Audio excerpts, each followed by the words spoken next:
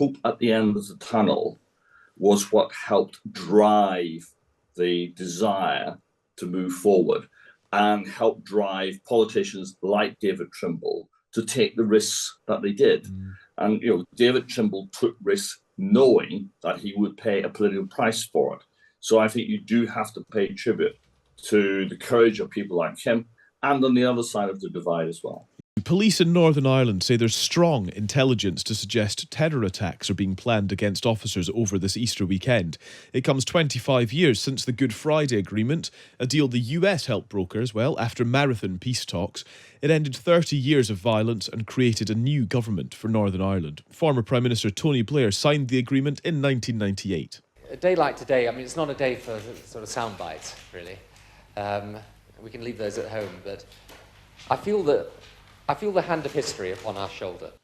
Well, let's speak to someone who was there. Tom Kelly, Tony Blair's former Director of Communications in Northern Ireland. Tom, good morning. Good morning. Not a day for sound bites, but oh my goodness, he delivered one. He did deliver one, and the fact that we're still talking about it 25 years later suggests that the hand of history did move us that day. What was it like? I suppose in the build-up to the day itself, first of all, what was the first glimmer that a deal was even possible?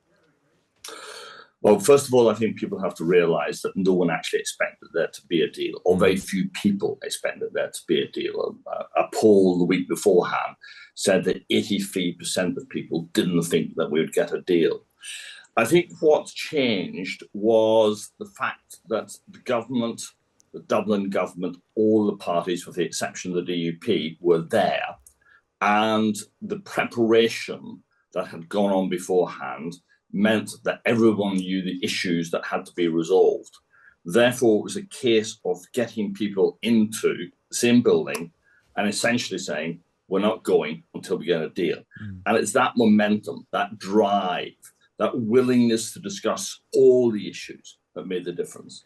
Do you think it was primarily because of fatigue with the troubles of 30 years that actually there was just it was just a very, very happy coincidence in some ways that the parties were at the stage of being ready to even talk?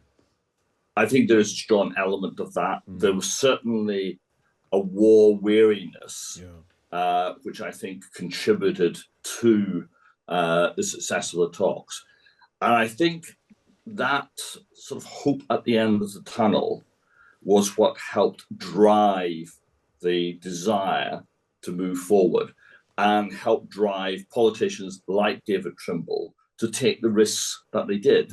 And David Trimble took risks knowing that he would pay a political price for it.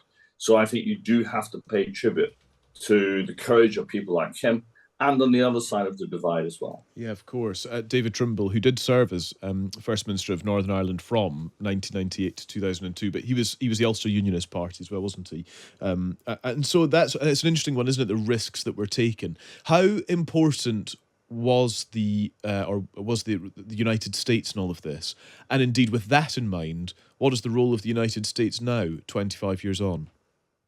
I think the role of the United States then was to act as a facilitator in the sense of the role of George Mitchell, who chaired the talks, but also to provide political cover. And by that I mean, provided a sort of backing course, if you like, to say, you're doing the right thing, keep going.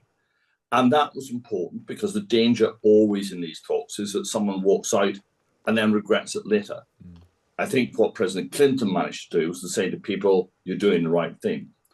I think Joe Biden's role is pretty much the same thing, which is to not gloss over the very apparent difficulties that we still have, but to remind people of the progress that has been made. Because let's face it, the peace process succeeded. We did get an end to violence. We did get weapons decommissioned. We did get the security apparatus taken down. We did get reform of the police. We did get equality and justice established as the principles on which we operate. As a political process, it's been much less successful. But 2/3 of the people of Northern Ireland still stick with the agreement. And that emotional connection to the agreement is what drives it forward. It's really interesting what you say there about the kind of political successes of it, but also the support for the Good Friday Agreement that lives on. Tom, I should very quickly ask you, you didn't happen to write the Hand of History line, did you, for Mr. Blair as former Director of Communications? That wasn't yours? No, I'm very glad to say that was his and his alone. There we go. Thank you very much, Tom.